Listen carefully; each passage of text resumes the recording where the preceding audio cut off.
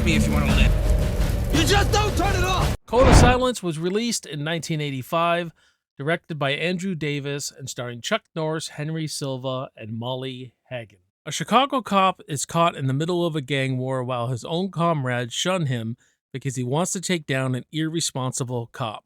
What's going on, everyone? Welcome back to the channel. My name is Jason, and you're watching Backtrack Cinema, and thank you for joining me on my review of Code of Silence. Now, 1985 was some year for Chuck Norris. I mean, you look back, he did Missing in Action 2, Code of Silence, and Invasion USA, all in the same year. Quite the year for Chuck Norris in 1985. And Code of Silence is just a movie that I think goes under the radar a bit. Little different for Chuck Norris. It's a little more of a three-dimensional character. I know the script was originally going to be the fourth Dirty Harry movie, and you could see that flavor to it. It's more of this cop story that you completely see as a fourth Dirty Harry movie, which ended up being Sudden Impact. And, you know, this script went to Chuck Norris. I think Chuck Norris is damn good in this movie. A little more depth to his character than we usually see. A little bit more story going on than the average Chuck Norris movie. This is a cop who's in the middle of a drug war between two families. Meanwhile, he's been shunned by his police force because he's trying to bring an irresponsible cop, a cop who's been in the game too long, down, that he's not fit for the streets anymore. It says it all in the title, Code of Silence. No one rats on each other. No one talks to each other. With the drug people, with the criminal lords, and with the own police force. You know what I mean? And Chuck Norris' character just stands for, he's a little more black and white. This is right, and this is wrong. It goes through that story, handles it really well. Directed by Andrew Davis. I mean, he went on to do The Fugitive, right? He did Under Siege with Steven Seagal. You know, really great action director. And, you know, he shows his chops early here. He can make an engaging story, a really slick directing style, and all that jazz, man. Just good stuff here. This movie starts off with this sting operation all put together, led by Sergeant Eddie Kuzak, played by Chuck Norris. They go to bust these drug dealers, this drug family, and the rival drug lord takes them out, and it gets all messy, and this whole sting operation just goes to shit, you know what I mean? I love the backdrop of Chicago. I like how this is a cop movie in Chicago. I love the look of that city. I guess being Canadian, you know, often Toronto is called the sister city of Chicago and vice versa. Toronto and Chicago are very similar waterfront cities, you know what I mean? But I love the look of Chicago, love the backdrop of this. Now, upon first watch, I did find a lot of the villains between these two drug families. I found a lot of the characters, it felt confusing and convoluted. I didn't know who was who and all that. Now that's been I think my third time watch. I'm getting the gist of it a little bit more, but I don't think they really establish who's who and why is this drug family attacking this drug, all that kind of stuff. You just go into it going, okay, it's a drug war, you know, between two families, whatever have you. Throughout the movie, Chuck Norris has to protect the daughter of one of these gangsters and to get close to the gangster to stop all this from happening. That's kind of like your one plot line. The most interesting plot line is when Chuck Norris is trying to bring down one of his own, an aging cop who's been on the streets too long. He was a hero back in the day, but he's just seen too much shit, and he's a drunk now. And during this sting operation at the beginning, he shoots this innocent bystander, this black kid at an apartment building, and plants a gun on the kid to make it look like this kid had a gun and it was a just shooting. And there's a whole trial and all that kind of stuff. And that's the most interesting part of the movie. I just wish most of the movie was centered around all that, but you do get enough of it. Pretty much Chuck Norris is shunned because he's the only one who's not protecting this aging cop named Craigie, right? Chuck Norris is really ready to blow the whistle on him. He's the sergeant. Everyone's under his responsibility. And then this is what makes, you know, Chuck Norris have to be a one-man army. There's one point in this movie where he needs backup, where he goes into one of the bars of one of these gangsters, right?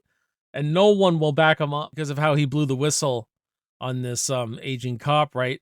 And it's a great scene, man. You get one-liners here. You get a more realistic fight scene here. When he walks into this bar, this guy shoots his mouth off, and Chuck Norris is this like, if I wanted your opinion, I'll beat it out of you. And he's so stone-faced. I love this character of Eddie Kuzak. Hey, you don't want to be in here. I want your opinion, I'll beat it out of you. You know, he's tough mentally, he's tough physically, and he's just got a real cool look to him where, you know, he's just not afraid of anybody. You know what I mean?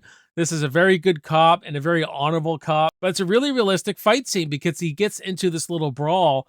Man, like he does his best to fight them all off, but he gets his ass handed to him, really. Like that's one of the few times you see Chuck Norris get his ass handed to him, and I like the realistic approach to that. One of his partners who gets hurt is on his side and helps him out. And at the end of the movie, Chuck Norris has to use his brains and he takes out all these crime bosses and everything.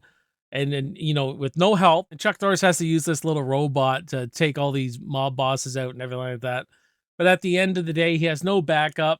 He does it all on his own. He has a partner through this, a young kid partner who at first, you know, decides to stick with all the cops, but at the end, he knows he's made a bad decision, and he goes to back up Eddie Kuzak. And the rest of the cops follow suit. At the end of the day, the cops all do the right thing at the end, and, you know, are all with Sergeant Eddie Kuzak. But is this something very different for a Chuck Norris movie? Love this storyline. This is definitely a kind of movie I would be open to a remake completely. Something of a more dramatic cop story you could make this into, but really love it. But the movie really does show how there's turmoil with mob bosses and gangsters and feuding families and all that. And there's turmoil with police departments too. The movie really asks, do you back up your brother even no matter what he does? Or do you obey by the law? Do you do what's right? As a cop, it'd be a very difficult thing to, you know, blow the whistle on your buddies, your family, your brothers. Or do we still work within the law no matter what? But Chuck Norris is a stone cold fucking tough in this, man.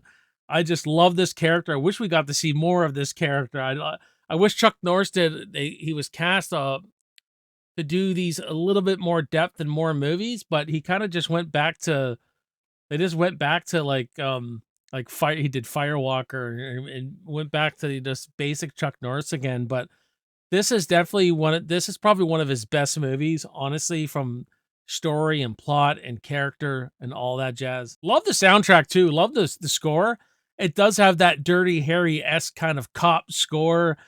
Very 80s like. I love it. I love seeing he drives this Corvette around. That's his car and everything. That's freaking badass. Full of really great character actors too. Like the two cops you see in The Fugitive are in this. One of the guys from Snatch is in this. A good blend of character actors to put around Chuck Norris for this film to really work. I just found the villains not to stand out. They weren't very memorable.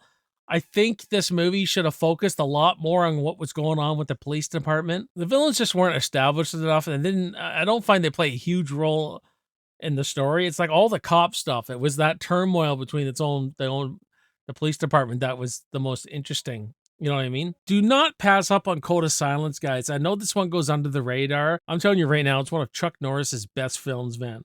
It really is. You know, and the more you watch it, I think the more you get to like it. You can see, hey, man, Chuck Norris can do a little bit more here. You know what I mean? He's just not just martial arts and all that. It's not much martial arts in it, really. It's a cop story. You know what I mean? And I love a good old-fashioned cop story, man. Just love it. I'm going to give Code of Silence from 1985 a solid B. But what about you guys? What do you think of Code of Silence? Do you love it? Don't you like it? Have you seen it? If you haven't seen it, go watch it, come back, let me know what you think about it, and we'll have a good discussion in the comments and all that about Chuck Norris and Code of Silence. There is your next video to watch. Go down the rabbit hole as always, and I appreciate you guys joining me on this review today. My name is Jason. You're watching Backtrack Cinema. I'll see you next time, and I will see you in the movies. Cheers.